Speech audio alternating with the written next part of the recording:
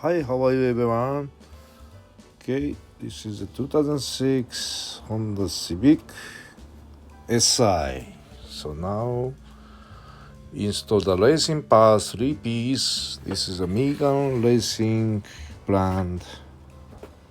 3 parts. The front H brace arm and the front lower tie bar brace, red long one. And also rear red color short one is the rear lower strut tie bar. So this is location to install the here. Okay, this back side. So remove this undercover, rear undercover behind the tank, gasoline tank.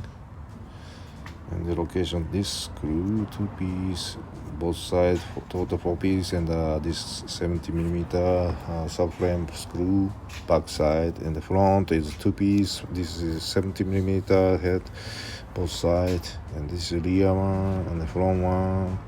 Okay, low tie bar brace and the 4 screw included, and this H brace arm, the blue one. Low. Okay, remove the undercover, backside area. Okay, and